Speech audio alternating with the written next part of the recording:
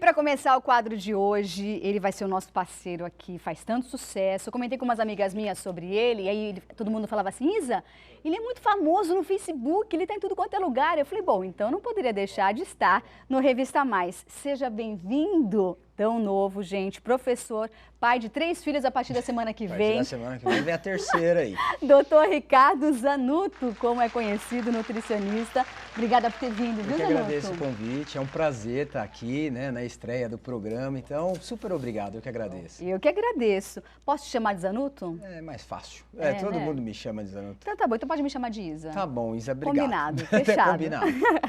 E olha, a gente vai falar de um tema que muitas vezes a gente liga o piloto automático e esquece muitas vezes de prestar atenção em detalhes. E eu particularmente acho que a vida é feita de detalhes, principalmente na hora de se alimentar. Então, às vezes eu acho que pequenos hábitos do dia a dia podem fazer a diferença no dia, na nossa vida mesmo, né? Então, por exemplo, eu tinha o hábito de comer todo dia pão francês com miolo. De um dia para o outro eu decidi que eu não ia comer mais pão francês com miolo, eu ia comer pão francês sem miolo. Talvez essa mudança tenha feito algum efeito dentro do meu organismo, certo? Sim. Eu queria que você falasse um pouco sobre esse tema. Quais são esses pequenos hábitos do dia a dia que podem fazer a grande diferença em um ano, por exemplo, de mudanças? Na verdade, Isa, a gente costuma falar, né, o que significa dieta? Dieta é uma palavra grega, né, esse prefixo, ele vem lá da Grécia Antiga e ela significa o quê? Hábito de vida. Então, muita gente acha que quando nós falamos de dieta, a gente está falando simplesmente, vou no nutricionista, caramba, o cara vai tirar tudo de mim. Não é bem isso. Na verdade, a gente está falando de hábitos de vida. Sim. E hábitos são coisas que se repetem. Mudanças, né? Muitas São vezes. mudanças, são coisas que se repetem ao longo do tempo. Então, é fato que se você tiver condição de fazer algumas modificações ao longo da sua rotina diária, é fato que isso daí, ao longo do tempo, também vai te trazer benefícios para a sua saúde. Sim. Então, que nem você brincou, o pão com miolo, o pão sem miolo. Qual que é a diferença do miolo e do pão em si? Nenhuma, porque é tudo feito da mesma massa. Só que o miolo, ele tem, se você extrai ele, você acaba reduzindo o valor calórico total daquele seu pãozinho. Numa dieta de emagrecimento, isso é uma coisa que seja eficiente, é legal. No dia passado 15, 20 dias, 30 dias, isso talvez faça diferença no seu organismo. Se você fizer uma contagem calórica, avaliar adequadamente a necessidade nutricional da pessoa, novamente, parece um detalhe bobinho, mas que faz muita diferença ao longo de um tempo. Sim. Assim como o consumo de sucos naturais, há sucos, né? Isso é uma coisa que muita gente, às vezes, olha e fala assim, mas eu tomo um suco e não tomo um refrigerante. Espera aí. Tem sucos que são muito mais calóricos, às vezes, do que uma bebida gaseificada. Suco de laranja, por exemplo, outro dia estava vendo, é o suco mais calórico que tem, não é? Em termos de caloria, ele é bem calórico. É lógico, a gente não pode comparar ele do ponto de vista nutricional, por exemplo, com um refrigerante, né? Porque ele é muito melhor. Mas do ponto de vista caloria por caloria, ele é muito mais calórico. E às vezes as pessoas, isso é muito comum no consultório, até, poxa, Zanutto, mas eu não tomo tranqueira. Eu só bebo suco natural. Na hora que a gente faz o cálculo dietético, falo, calorias, cara, né? é 1 litro, 1,5 litro de suco por dia natural que a pessoa está tomando, ele estoura mais de 1.000, 1.500 calorias de suco. Percebe? Você sabe que eu tenho uma dificuldade enorme de beber água, né? Eu adoraria beber 5 litros de água por dia, 2 litros de água por dia, mas eu tenho dificuldade. Então, eu sugeri lá em casa da gente colocar sempre umas folhinhas de hortelã dentro da água. E depois que eu fiz isso, eu comecei a gostar um pouco mais de água. Quer dizer, foi um pequeno hábito que fez a diferença. Exato. Tem muitas maneiras, né, que a gente pode fazer nisso. A gente também não pode ignorar que os próprios alimentos que nós ingerimos, eles também têm água. Então também é muito comum, às vezes a pessoa fala, mas eu quase não tomo água ao longo do dia. Só que quando você vai avaliar a dieta habitual da pessoa... Se comeu melancia, ela come melão, ela come melancia, ela toma sopa à noite. Então ela acaba tendo também uma ingestão adequada, muitas vezes, até sem precisar de uma reposição extra ou por aí.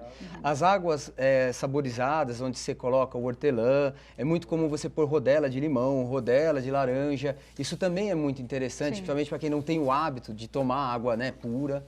Então são essas diquinhas, esse tipo de coisinha faz com que a pessoa que não tenha, né, a vontade de tomar água, comece a beber água. É como a gente brincou, comentou do suco, até mesmo do pão. São as pequenas modificações que você faz que fazem toda a diferença. Nós estávamos falando de alimentação, mas muitas pessoas hoje em dia estão focadas em emagrecer. Ou seja, o que eu devo fazer para emagrecer? Eu tenho que cortar o glúten, eu tenho que cortar leite. O que você acha em relação a isso? Em relação a esses alimentos que a gente está falando, né? Essas mudanças, essas pequenas mudanças do dia a dia para fazer a pessoa emagrecer. Quando a gente fala de emagrecimento, a primeira coisa, né, e a mais importante, é uma dica que a gente dá para todas as pessoas. Primeiro, procure auxílio profissional, né? Por que auxílio profissional? Porque hoje você tem a internet aí, muitas pessoas acabam se autodiagnosticando e fazendo um monte de invenção de moda que ao invés de trazer saúde, vai trazer doenças. Você é a favor ou contra eliminar totalmente o glúten, por exemplo, da dieta? Olha, na verdade, é assim, o glúten, ele é uma proteína, né? Uma proteína que vem lá do trigo, de alguns outros alimentos. E esse glúten, a eliminação dele depende, primeiro, de exames específicos para ver se realmente a pessoa é portadora de uma doença celíaca, tá? Se não for, qual que é o grande problema? Existe uma síndrome hoje que já se sabe que, embora algumas pessoas dão negativo para o teste de intolerância ao glúten, quase 10% da população mundial também tem um grau de desconforto ao glúten. E aí, poxa, 10% a gente está falando de muitas pessoas, sim, né? Se você pensar no mundo inteiro. E aí algumas pessoas, sim, acabam reduzindo essa ingestão e se sentindo melhor. Só que não há nada específico que fale, não, realmente tirar o glúten vai fazer eu emagrecer mais. Isso não existe essa correlação, não há estudos que correlacionem diretamente a isso. É óbvio que hoje, como existe a internet, existe uma série, né, de meios aí de comunicação, há muitos leigos falando um monte de coisa que muita gente acaba seguindo sem saber se de fato há uma evidência científica por trás. Parece que virou moda, né? Vamos crucificar o coitado do glúten. Esses dias até no Facebook eu recebi uma mensagem, me marcaram, né? O pessoal me marca bastante. Qual é a sua assinatura no Facebook? Porque ele tem várias coisas bacanas no Facebook para você também assistir e conhecer o trabalho do Zanuto. Qual que é o endereço que a gente pode passar do Facebook? É o Clínica Zanuto. Clínica Zanuto. Com Z, viu, gente? Igual meu nome, Isabelle com Z. É isso mesmo. E esses dias foi até engraçado que mandaram uma mensagem no Face e me marcaram lá que estava assim, né? Prezado glúten, eu entendo todas as falácias que você vem passando, que as pessoas te odeiam, que ninguém gosta de você, mas se acalme, né? Porque logo vai passar assinado o ovo. Então eu achei fantástico, porque, né? Até então o ovo era vilão. Sim. Esse ano, recentemente, uma capa de uma revista... Ele faz muito bem à saúde.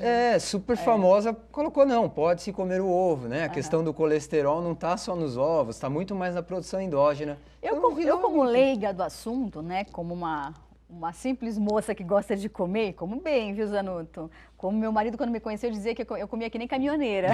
Que beleza. Ficou com vergonha. Falou, meu Deus do céu, você come demais. Eu continuo comendo até hoje.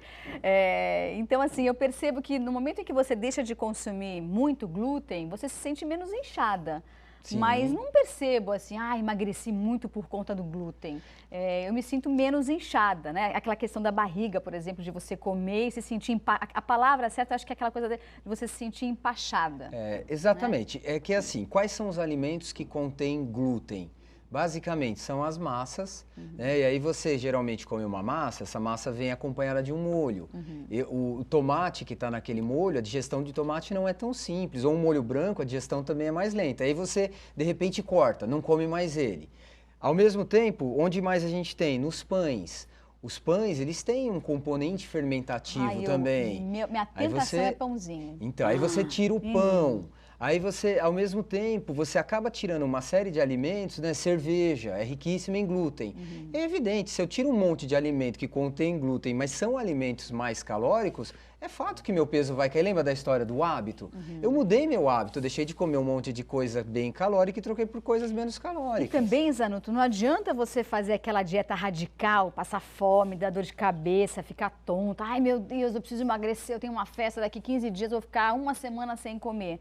Porque eu entendo que o organismo ele vai sentir falta daquilo e vai tentar pegar aquela energia de algum outro lugar, né? O que acontece é que o corpo da gente ele é extremamente inteligente, né?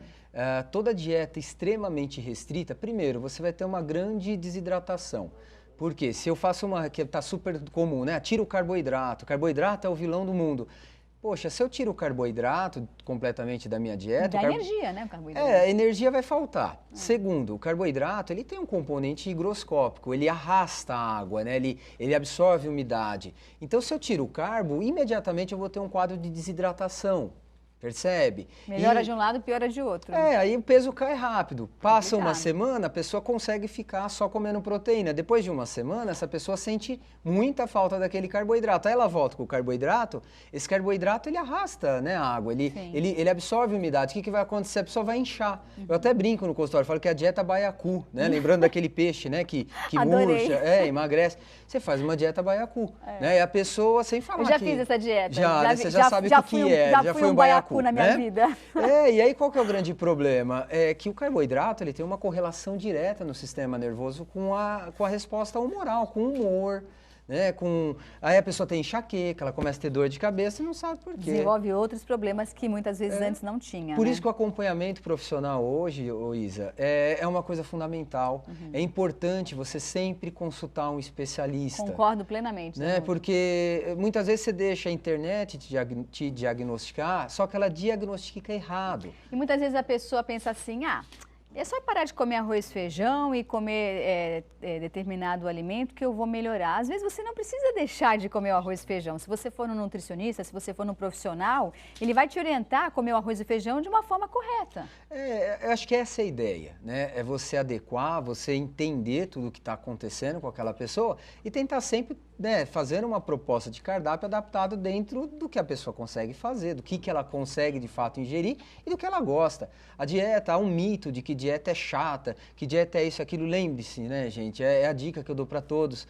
Dieta é hábito de vida. Não adianta também você só, eu vou fazer dieta, vou comer pouquinho e acabou. Não é hábito. Você precisa se exercitar também. Sim. Então tem que inserir junto com essa dieta algum programa de exercício para poder ter uma manutenção da massa muscular, para que a gordura, né, se ela tenha realmente uma otimização da sua oxidação. Então é importante que as coisas, de fato, sejam encaradas como uma mudança de hábito. E que você tenha uma vida saudável, né? É por isso que esse quadro com os alunos chama-se Vida Saudável. O nosso objetivo é que você acorde de manhã bem disposta, bem humorada, né? Que você tenha uma vida com qualidade. Não adianta você emagrecer, ficar um palito e não ter qualidade de vida, se sentir mal, como o Zanuto falou, olha, vai desenvolver enxaqueca, vai desenvolver outros problemas. Nós começamos a pauta de hoje falando sobre pequenos hábitos do dia a dia que fazem você engordar sem que você perceba. Para a gente encerrar o quadro de hoje, eu queria que você fizesse um apanhado breve.